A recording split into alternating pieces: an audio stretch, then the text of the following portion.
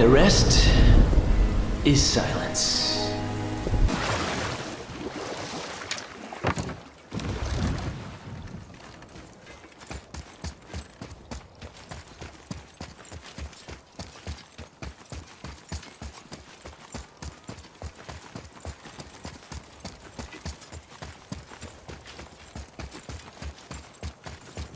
Here's Rune. This is it.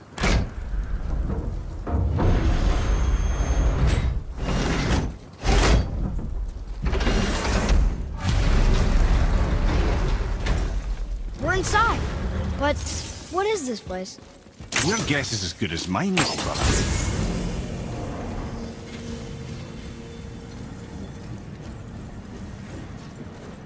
The tree! We're underneath the realm travel room. But why is the floor on the ceiling? Those realm doors seem to mirror the ones above.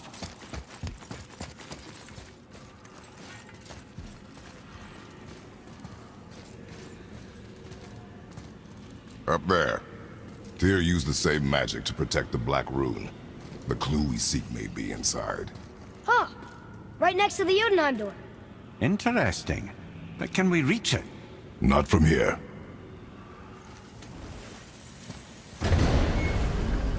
Oh, what's behind there?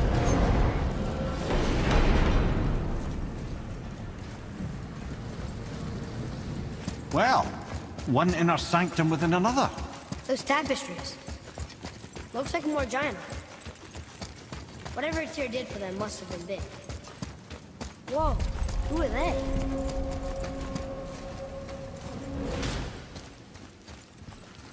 Boy, this is the rune for Jotunheim. That's right. And look, we're on the other side of the door. The upside-down door. What are you thinking? Stand back. Okay.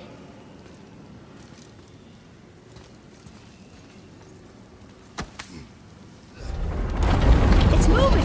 What's moving? Everything! Whoa!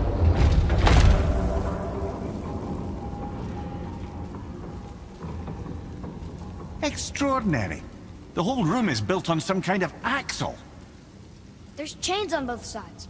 Without those... We can flip the temple. All right! What now?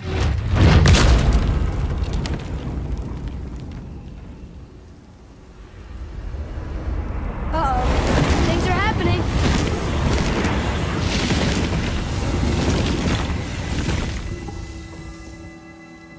Okay. I don't think they're attacking. Boy, on the statues. I see them. It says void. Ominous. Go on. Read. Before the first, after the last. Nothing between, no shadow cast. Alpha. Are you quite sure flipping the temple is the only way to reach the whatever it is? You said there would be a path. The temple can be flipped. Therefore, we flip the temple. The logic is unassailable.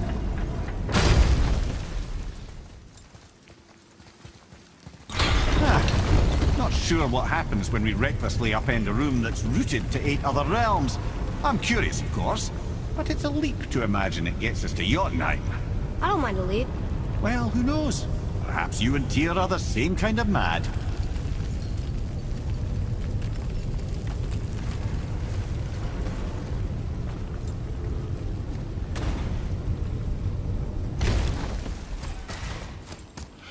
An army of statues.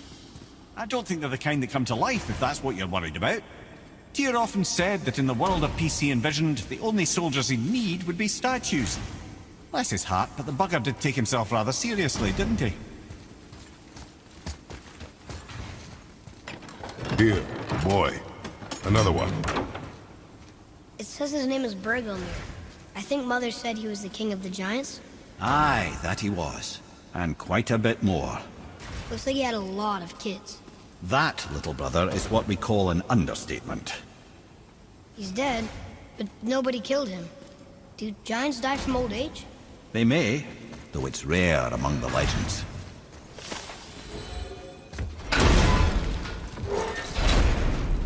Again with the death traps.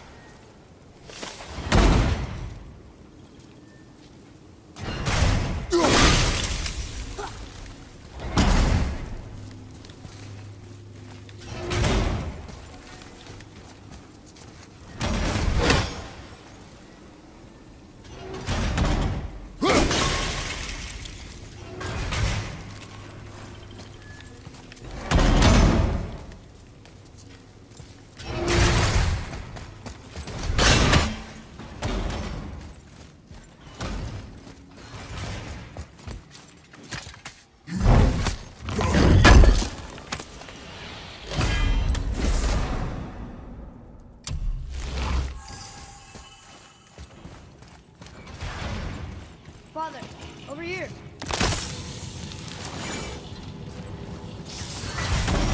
Thought, brother.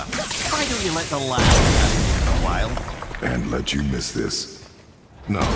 You're enjoying this, aren't you?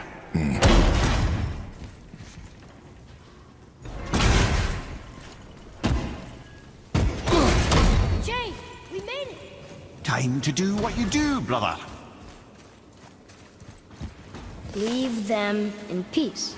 Obviously not referring to us.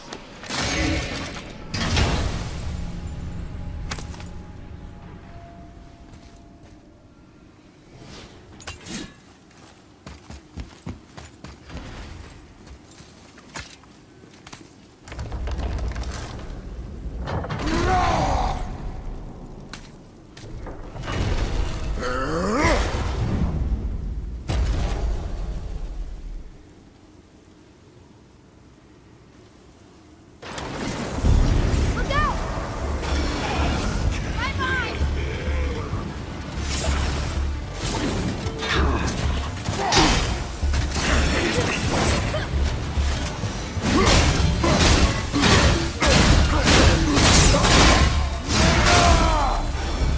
Look out! Behind you!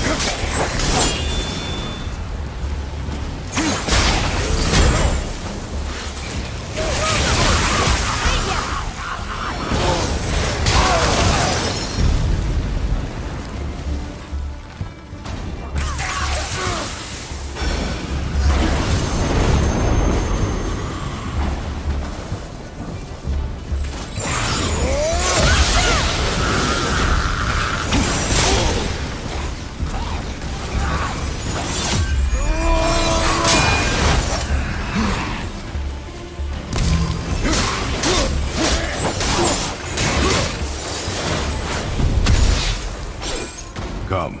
The other chain waits.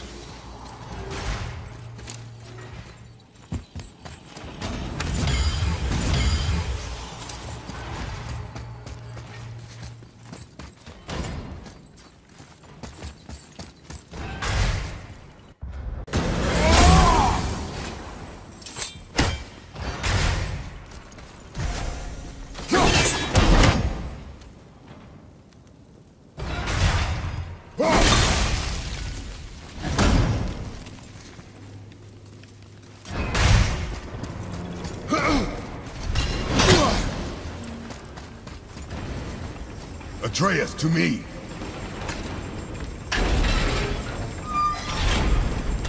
Ah, it's the other kind. Variety is so important.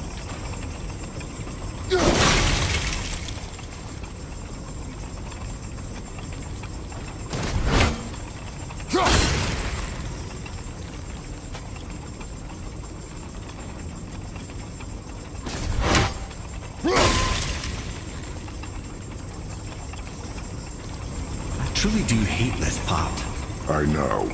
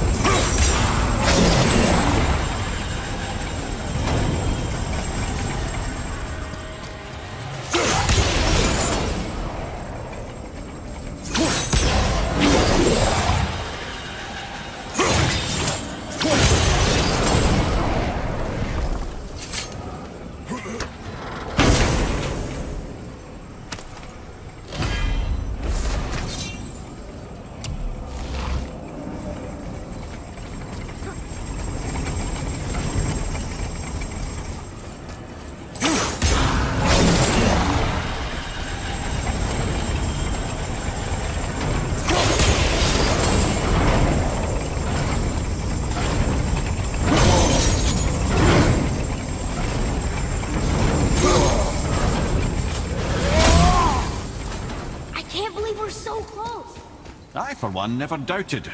Right. Until gods grow good. Could be quite a wait. No. They're just waiting for us.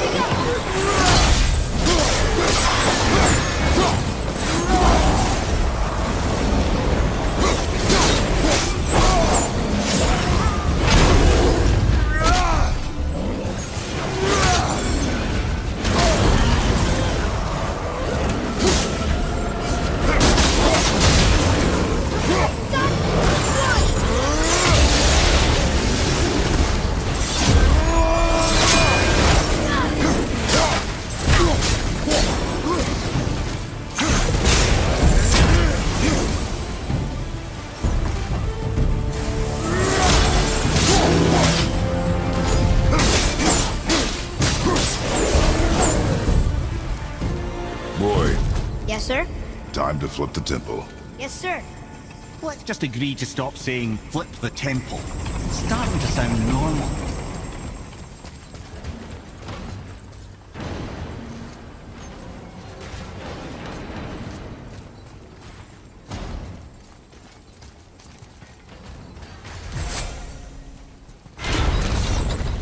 Brothers, I know what I promised, but in case this doesn't work, just remember, good cause to create these obstacles. He's kept Jotunheim out of Odin's reach, but the world is hardly at peace. No, but it's got hope. We're all working together now. We have unity. That's what the rune on the door to this place was telling us. We're on Tyr's path.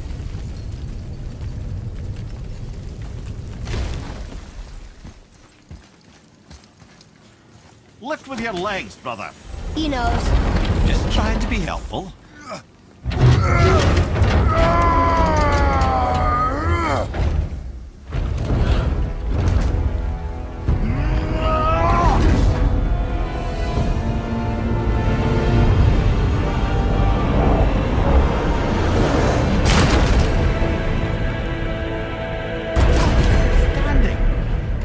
Brute force is the answer, I'll be quite happy to be on your side, brother.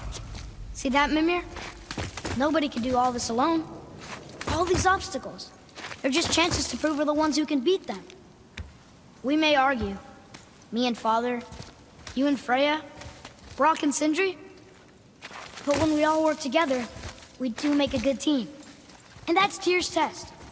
That's why we're gonna make it to Jotunheim. Do you hear that, brother? Lad found his equilibrium. What's that mean?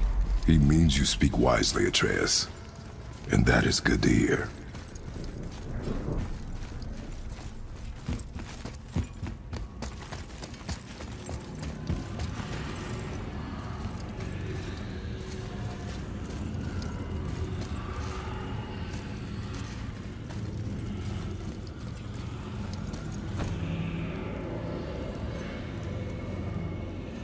Boy, your knife.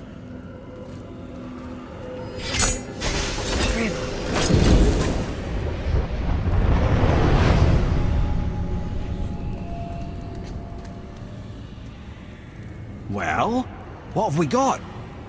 Some sort of travel stone. Let me see. Great Outdumblers. That's the Unity Stone. You know it. I wasn't sure it existed. If Tyr possessed this, that explains how he could visit all the realms and other lands to boot. He held this in the panel in Odin's library. Yes. Yes, that's it. I understand now. It shows Tyr walking the realm between realms. You know how you must never stray from the path? Well, Tyr always followed his own path, if you catch my meaning. The realm between realms.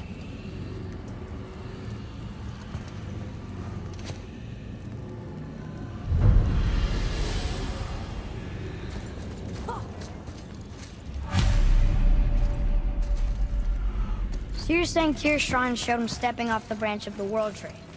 And you're thinking, to reach the secret path to Jotunheim, that's what we need? I am. Oh dear. That is what you're thinking, isn't it? My brother and me got a new project.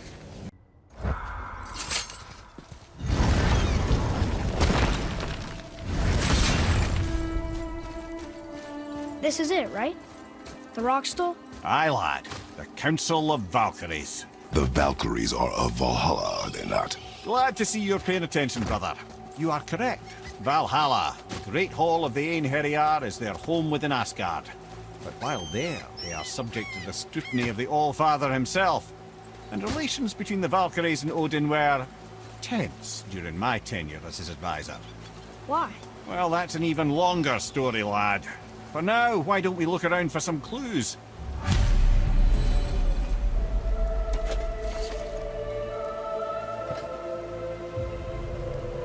Whoa, you're back. Hello? I don't think she can hear you, lad. The helms must only retain but a small portion of their owner. I'd wager the rest is in transit to Valhalla to try and fix the mess left by their absence. Mimir, who is she? Gunnar, Mistress of War. After any conflict, big or small, she would be first on the scene, sussing out the worthy spirits for a free trip to Valhalla. A gruesome task, but she took great pride in it. Any conflict. Impossible. It's true. She had help from her sisters, of course, but Gunnar was always first to arrive. Her judgment of the fallen was unparalleled, and an invaluable resource to Odin. She was one of his favourites.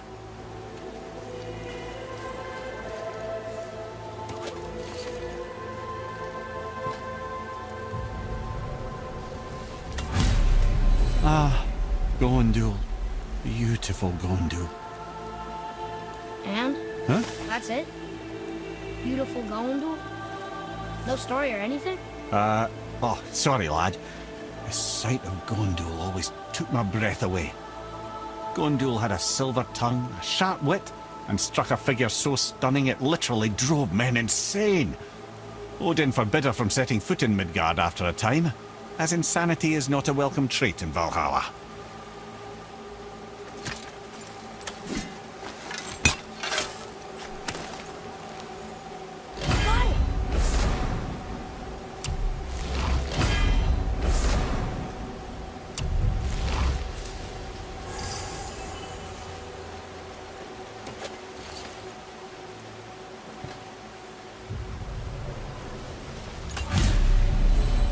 This is none other than Geirdriful, the Master of Arms in Valhalla, responsible for arming and training Odin's Einherjar.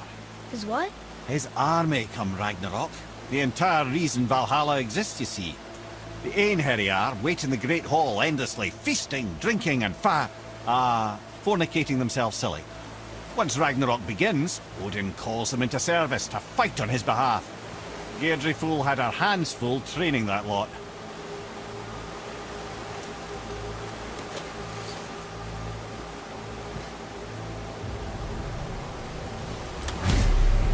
This, my friends, is Kara.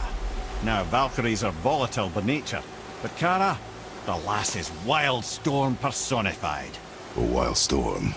Aye, calm and collected.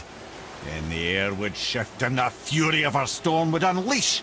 It was beautiful in a way, assuming you could find proper shelter. Her tears would cleanse the blood-soaked battlefields.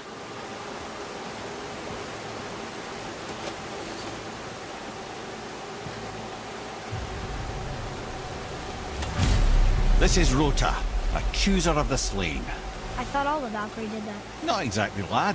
Although that is what they're most famous for, and by far their greatest responsibility. You've seen what happens to the dead without the judgment of the Valkyries. Hellwalkers. That's right. Rota, Gunnar, Skuld. Without them to clean up the aftermath of battle, hell overflows with souls meant for Valhalla. A sorry state of affairs. Rota must be beside herself.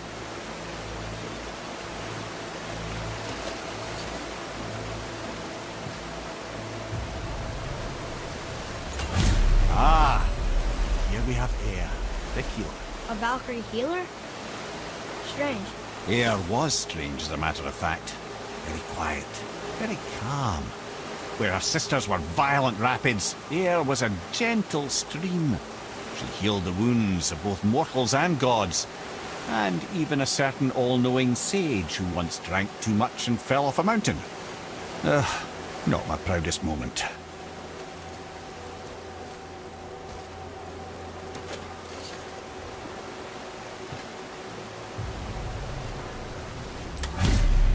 Well, well, Hilda, Mistress of Battle. She and Odin got on quite well, actually. Her and the other Valkyries, not so much. She would spend most of her time here in Midgard observing discord between the living, and sewing some up herself from time to time. She lived for conflict. Some say she was conflict personified. I wonder what will become of her now that she's free.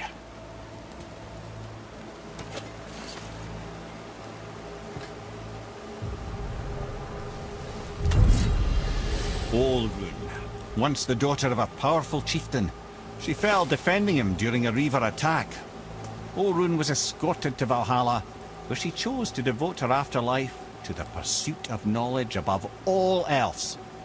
quite unusual behaviour amongst the constant drinking and feasting of her fellow Valhallian denizens. How'd she end up a Valkyrie? Odin. He saw a kindred spirit in Olrun's single-minded pursuit of knowledge. He appointed her as the Valkyries' resident historian.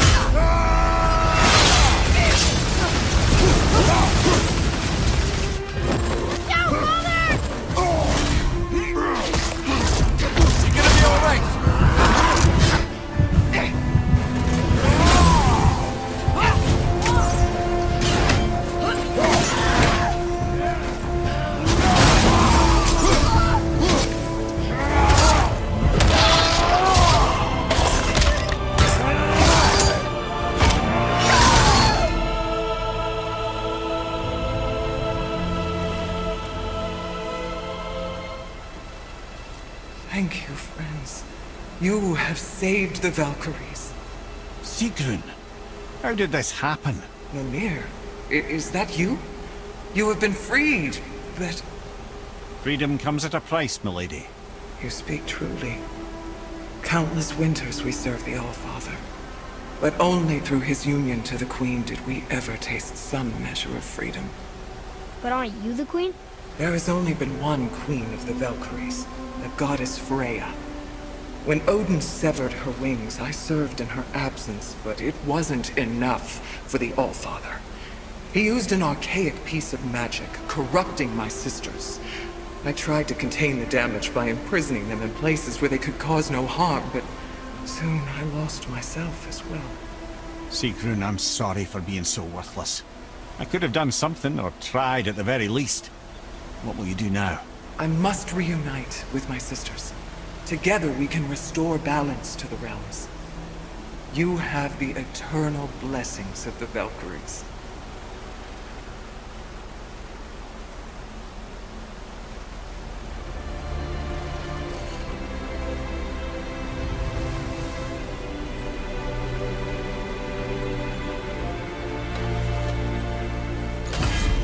Well, we did it, I suppose. You don't sound very happy about it.